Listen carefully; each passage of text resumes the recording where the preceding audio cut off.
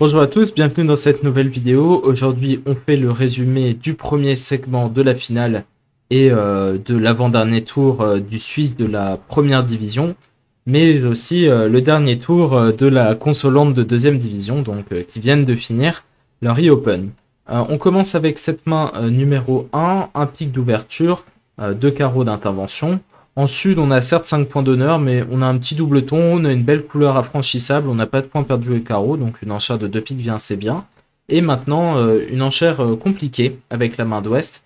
Alors classiquement, quand on a une main forcing, on est obligé de contrer d'abord, puis de nommer sa couleur. Donc ici, 3 quarts, c'est une enchère non forcing. Et c'est un peu embarrassant quand on a autant de jeux, mais on a de bonnes chances que la séquence n'en reste pas là. Alors ça a été une alternative au contre choisie par beaucoup d'excellents joueurs qui savaient pertinemment que c'était non forcing, mais qui espérait bien que ça n'allait pas s'arrêter là. Et effectivement, c'est très peu probable parce que les adversaires ont bien l'air d'avoir 9 piques dans la ligne tout de même.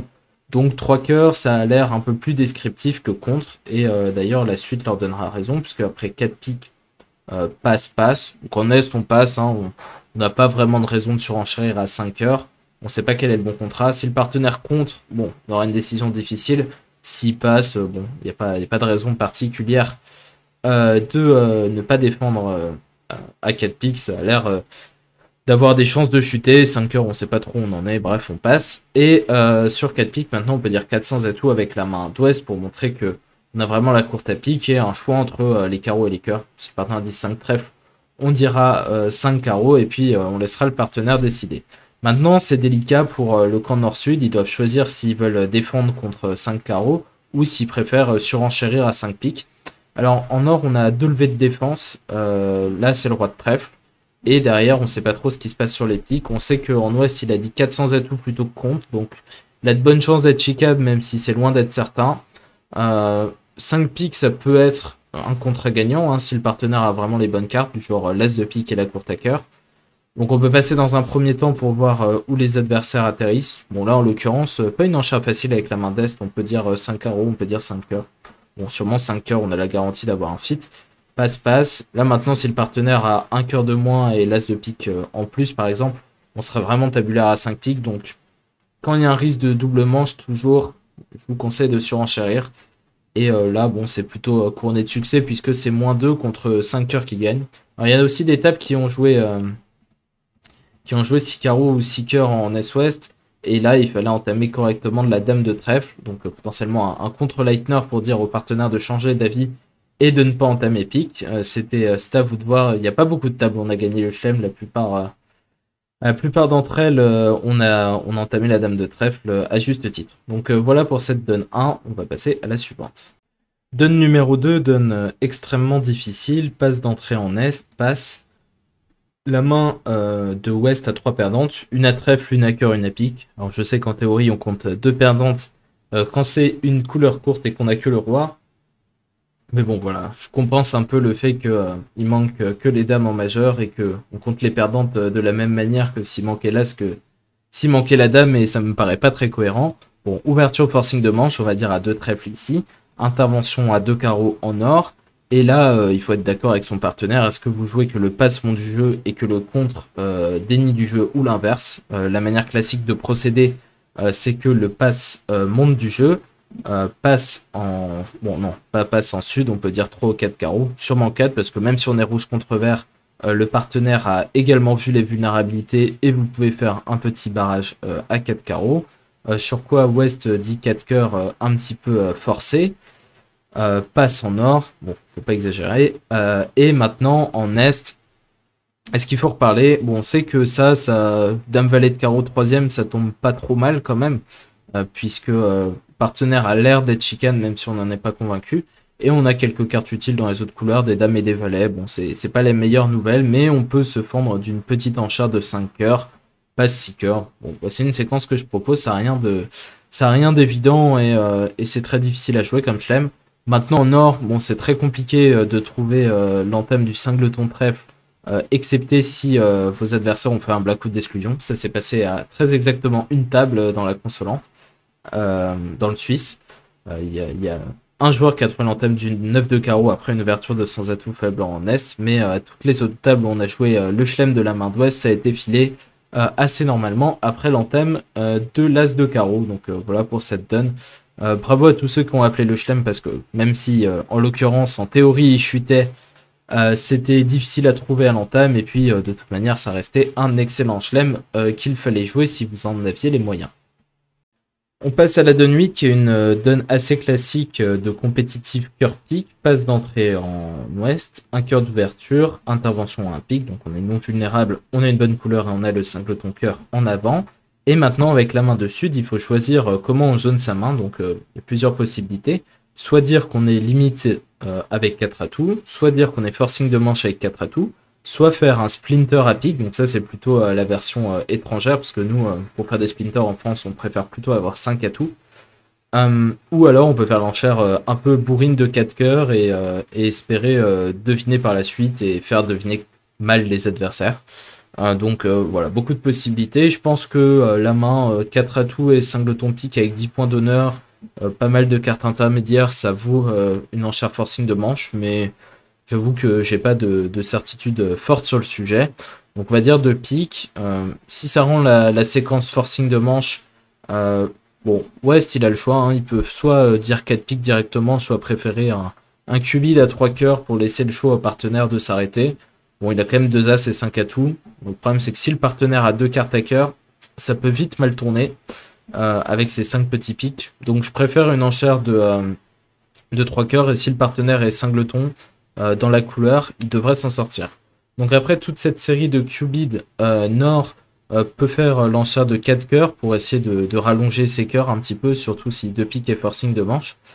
Ça devrait, parce qu'un pass, ça voudrait juste dire qu'il a rien de particulier à annoncer, donc 4 cœurs, un 6ème cœur, pourquoi pas. Là maintenant, en Est, bon, on doit dire 4 piques, puisqu'on a quand même le singleton cœur qui est un élément décisif dans notre prise de jugement.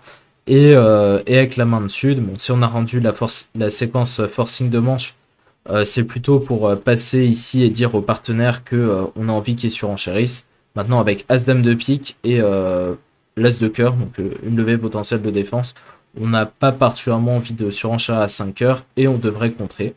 Donc il s'avère que 4 piques chute d'une puisqu'on perd 2 trèfles et un cœur et un pique, donc -1, et le contrat de 5 cœurs chute d'une ou deux selon les choix du déclarant qui doit passer la bonne à trèfle, percevoir l'entame carreau, ce genre de choses. Donc voilà pour cette donne 8, c'était pas facile et on a eu un bel éventail de contrats entre les contrats de 4 piques, de 4 cœurs, de 5 cœurs contrés, même de 5 piques. Donc voilà, c'était très difficile cette affaire. On finit avec la donne 10, donc à l'ouverture, Est avait le choix entre 1 carreau et 5 carreaux. Alors comme Christophe et David, je suis partisan d'une ouverture de 5 carreaux, qui est assez descriptive, vulnérable, pas beaucoup de perdantes, des très beaux carreaux. Et bon, même si de temps en temps le partenaire a 6 cartes à pique et il faut absolument jouer à pique, déjà on sera pas trop mal à carreau. Et en plus, bon, on gêne quand même beaucoup plus les adversaires quand on ouvre au palier de 5 et qu'on les force à prendre une décision rapide.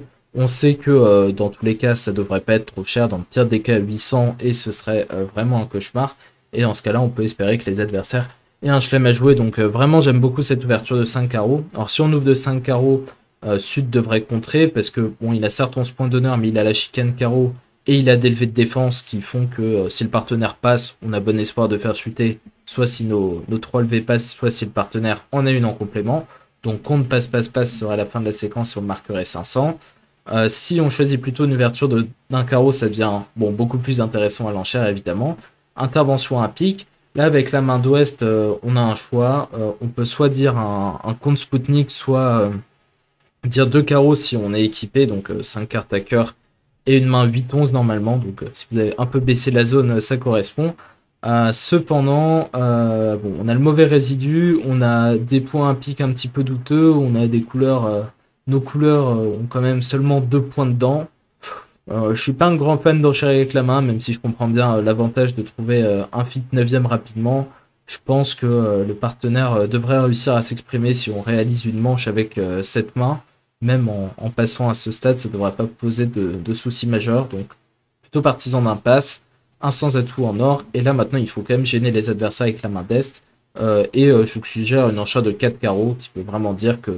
Bon voilà, On a oublié d'ouvrir au palier de 5 au tour précédent. Là, on fait une enchère un peu moins risquée parce que on n'est pas sûr de ce qui se passe et peut-être qu'on prend notre chance maintenant que les adversaires n'aient rien et on suggère un peu aux partenaires la défense.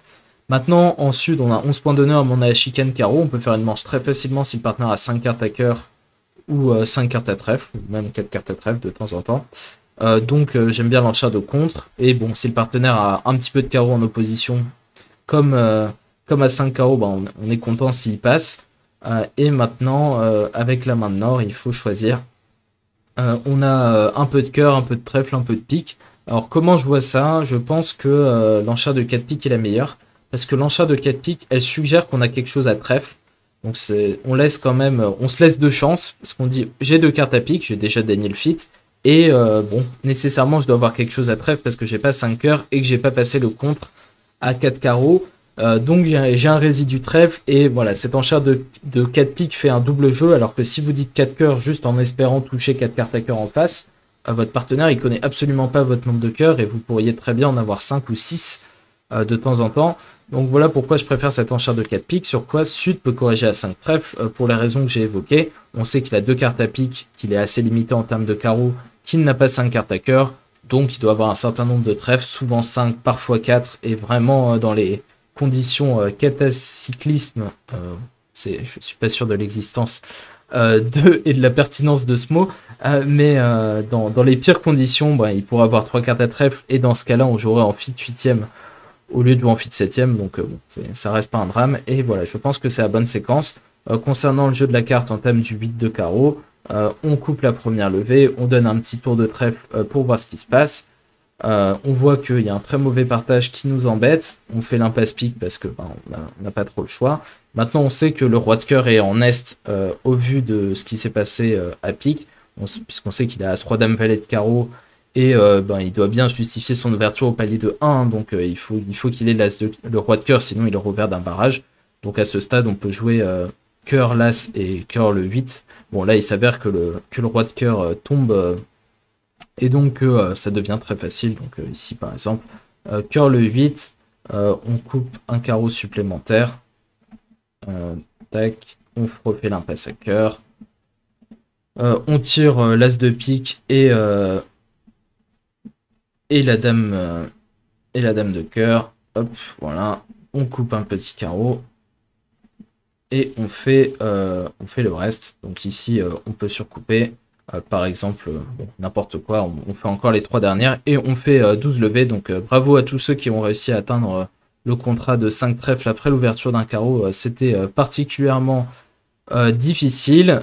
Et bravo à ceux aussi qui ont réussi à envoyer leurs adversaires à 5 carreaux, ce qui marquait quand même 500. Donc 5 carreaux était la bonne défense, un petit peu par hasard, j'ai envie de dire. C'était difficile à trouver après une ouverture au palier de 1. Bon, évidemment, quand on ouvre au palier de 5, on n'a pas tous ces problèmes. Petit coup d'œil sur les résultats. Donc dans notre grande finale, Maubercaise contre les Teddy Bears ont pris une petite avance d'une partielle contre notre équipe française. Qui sont remontés sur la dernière donne après avoir appelé un chelem avec 2 as dehors qui a plutôt bien tourné. Dans la petite finale Godez contre Bridgehouse, elle n'a pas encore été jouée. Elle devrait se jouer jeudi et vendredi. L'équipe Bridgehouse ayant du mal à convoquer 4 joueurs pour mercredi soir. Donc ils ont demandé à leurs adversaires de décaler qui ont dit oui. Donc ce sera probablement jeudi et vendredi. Epsilon contre BCGA, donc la finale de la D2, voit pour l'instant le BCGA mener de 29 points contre leurs adversaires parisiens. Et enfin, un match très important, la petite finale de la Division 2, puisque le gagnant accède, on le rappelle, à la Division 1. Pour l'instant, c'est l'équipe autrichienne Vienna qui est en tête de 9 points, donc tout reste à faire dans ce match.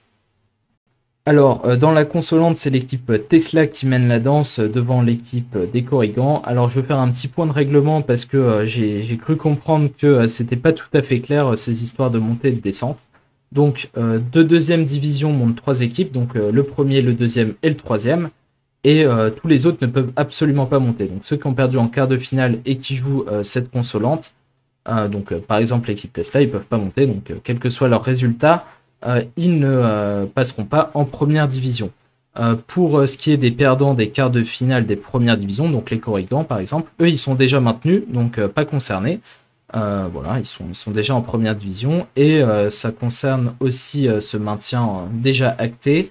Les équipes qui ont fini 4e de leur poule, à savoir l'équipe Batmill, l'équipe Junior NJCC et l'équipe Uli. Donc eux, ils sont déjà maintenus quoi qu'ils arrivent. Donc toutes les équipes avec carry-over et ces trois-là, si vous n'avez pas à les prendre dans vos calculs de maintien. Donc pour l'instant, les 4 qui se maintiennent avec ceux que j'ai déjà cités, c'est les Occitanner, National 7, ES et Lupovelos. Et donc en 5e position, on a Common Corp qui devra rattraper 8 points sur Lupovelos pour espérer passer dans les maintenus. Alors si vous n'êtes pas dans ces maintenus, ça ne veut pas dire pour autant que vous ne vous maintiendrez pas en première division, puisque cela dépend du nombre de wildcards qu'on a. Donc par exemple, pendant cette édition, il y a les Teddy Bears qui sont arrivés. Évidemment, vous avez bien compris que pour des raisons évidentes, on n'allait pas mettre les Teddy Bears en 2e division, donc eux, ils ont une wildcard en première division. Et selon le nombre de wildcards qu'on a, les équipes qui sont en dessous, elles peuvent aller en 2e division ou elles peuvent rester en première division. Donc j'espère que c'était clair sur le sujet. Donc quoi qu'il arrive, on aura 3 équipes qui montent de 2e division, les premiers, les 2e et les 3e. Donc voilà. En théorie, il y a 5 qui descendent et 3 qui montent, mais ça c'est dans l'hypothèse où on a 2 wildcards. Voilà, j'espère que vous aurez apprécié ce petit débrief comme d'habitude. N'hésitez pas à le liker, à vous abonner à la chaîne si ce n'est pas encore fait, et à le partager à vos coéquipiers. Sur ce, je vous souhaite une bonne journée et à ce soir où on aura des commentaires de Christophe en compagnie de Marc Kerlero pour ce 2e segment de la finale. Salut!